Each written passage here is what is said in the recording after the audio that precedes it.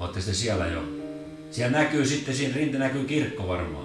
Niin ja siitä kun te tuutte siihen kohdalle, tulee valot ja käännytte siitä oikealle. Ja sitten kun menette yli, siinä tulee joki, te menette yli sillan. Ja ajatte siitä keskustan läpi. Jos te olette osunut oikein, niin te tuutte semmoiseen kohtaan, missä on vasemmalla puolella on tori. Ja sitten heti ensimmäinen oikealle, niin siinä lukee Forssan puutarha, Forssan klubi isolla kirjaimilla.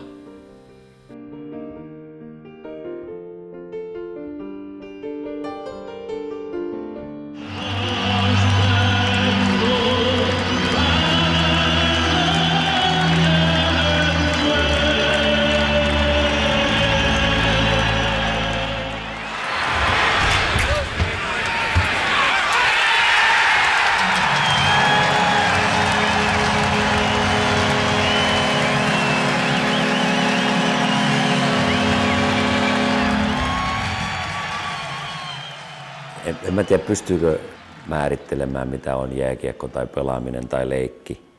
Koska jos sen pystyisi määrittelemään loogis-rationaalisesti tai selkeästi määrittelemään sen, niin silloin se ei olisi enää leikkiä eikä peliä. Koska se on se perusulottuvuus, on just se mysteeri.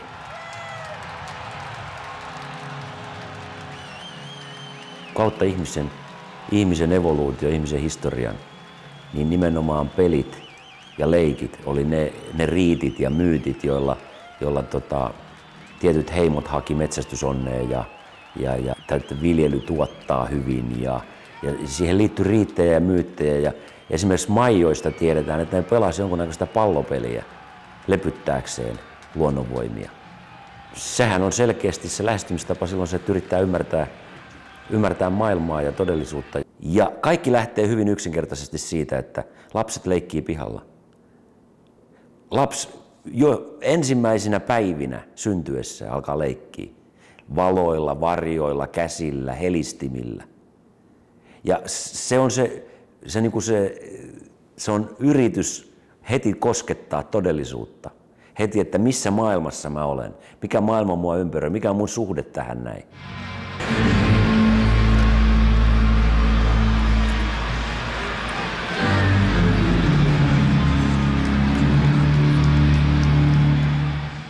Ensin ihminen syntyy autonomisena, leikkivänä, ei ekotietoisena myöskin yksilönä. Ja sitten siitä yritetään epätoivoisesti tehdä tämmöinen tietoisuuden ohjaamana toimiva. Ja tässä tapahtuu just se sit niinku monien luovien ihmisten, monien urheilijoiden, taiteilijoiden suuri ongelma, kun niiden pitäisi tavallaan säilyttää se lapsen autonomisuus ja lisätä siihen päälle kehittyneen ihmisen tietoisuus. Me synnytään niin kuin maailmaa, joka on annettu.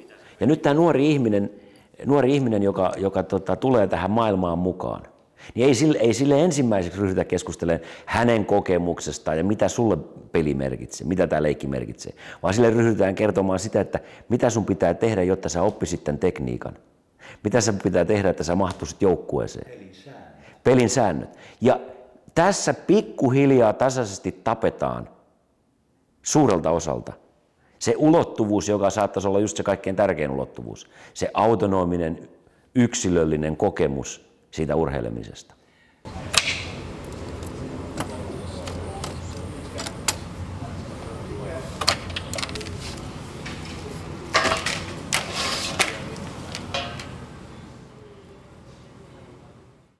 Jääkiekkopelaajana menestyminen on hyvin tärkeää. Se on ehkä tärkeintä, mitä nuoren ihmisen elämässä saattaa olla. Ja just tähän väliin tavallaan tämä johtamiskulttuuri ja valmentamiskulttuuri iskee. Eli meitä ei edes kiinnostakaan se, mitä sulle muuten tapahtuu. Meitä kiinnostaa vain se, kuinka hyvä sä olet. Meitä kiinnostaa sinä vain kehona, vain taikatemppuja tekevänä kehona. Ei suinkaan se, että mitä sä ajattelet tai mitä sä tunnet tai mikä sun kokemuksesta tästä asiasta on. Ja tavallaan suljetaan ne luukut, ne ovet, jossa pelaaja olisi kokonaisvaltaisesti olemassa ja hänen suhtauduttaisiin kokonaisvaltaisesti ihmisenä.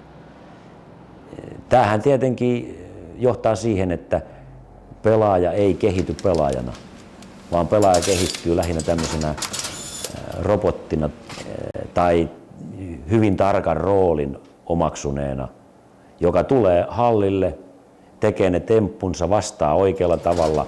Sillä on aina oikeat vastaukset kaikkiin kysymyksiin, sillä on oikea ilme joka asiaan ja poistuu hallilta. Eli on niinku selkeästi tämmöinen rooli, että on niinku ihan eri rooli hallilla kuin hallin ulkopuolella.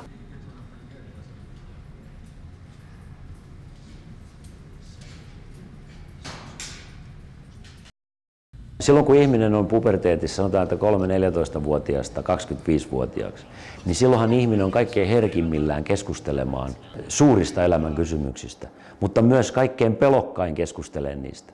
Eli se roolihahmo on niin kuin hirveän vahva, ja jossakin urheilussahan sitä jopa niin kuin tuetaan, että tällainen tietynlainen macho-hahmo.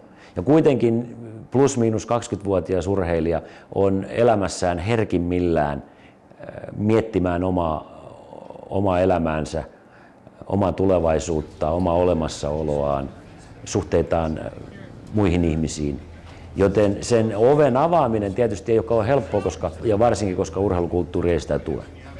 Mutta kun sen saa vähänkin raolleen, yleensä se antaa pelaajalle hirvittävän paljon lisäenergiaa siihen pelaamiseen, kun voi mieltää, että ne kysymykset, jotka on tärkeitä elämässä, niin ne on ne oleelliset asiat ja jääkiekko tulee sen jälkeen, eikä päinvastoin.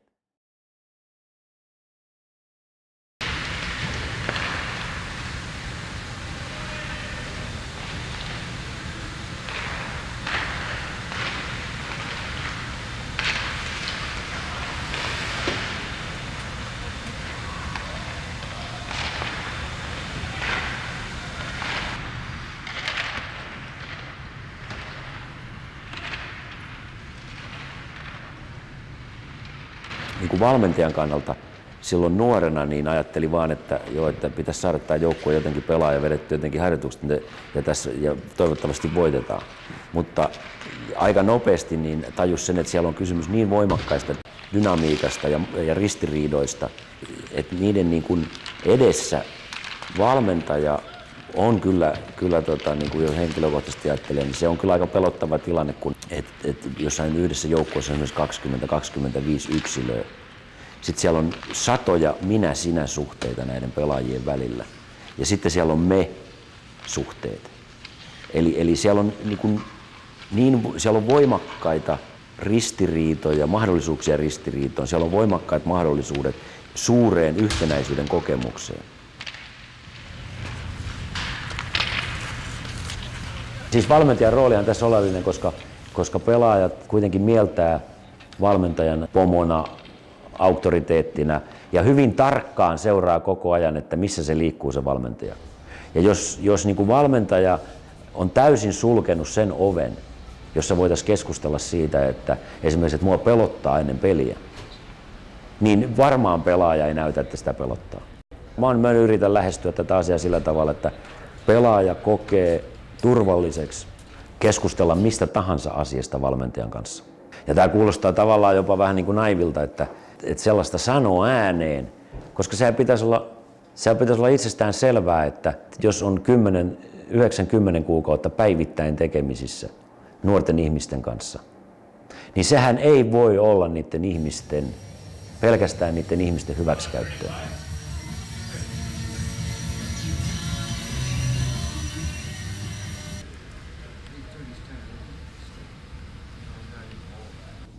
Oikeastaan tavallaan se on löytynyt pikkuhiljaa sellainen tapa, että niin kuin yrittää valmentaa sitä kokonaisuutta ja nähdä sen ison kuvan. Mutta samanaikaisesti luoda kiinteä tämmöinen suhde yksilötasolla. Luoda tavallaan tämmöinen jatkuva henkilökohtainen suhde jokaiseen pelaajaan ja pyrkii keskustelemaan pelaajan kanssa.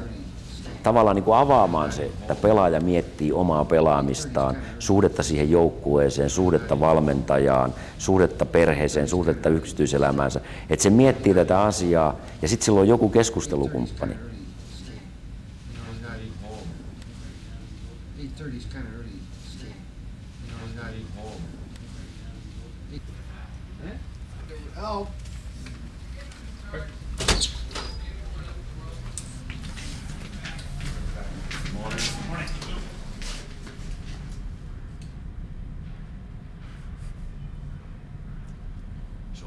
nämä on aina tällaisia vähän kliseisiä nämä, että ruvetaan määrittelemään sanomaan, että tärkeää on kokemus ja tärkeää on luottamus, tärkeää on kommunikaatio. Tämmöisten sanojen käyttö on aina hiukan vaarallista, koska niihin liittyy jossakin takana jotkut arvot. Joku kun sanoo sanan, esimerkiksi kommunikaatio, niin siinä on jollekin se kommunikaatio on käskyttämistä, jollekin se on kuuntelua.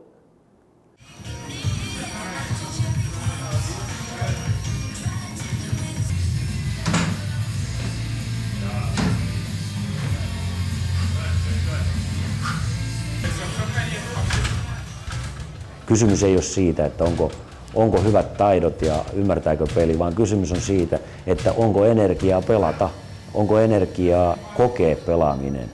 Tämä energia, mistä mä nyt puhun, niin ei ole lihaksissa olevaa solujen ja aineenvaihduntaa, vaan se on olemassaolon energiaa.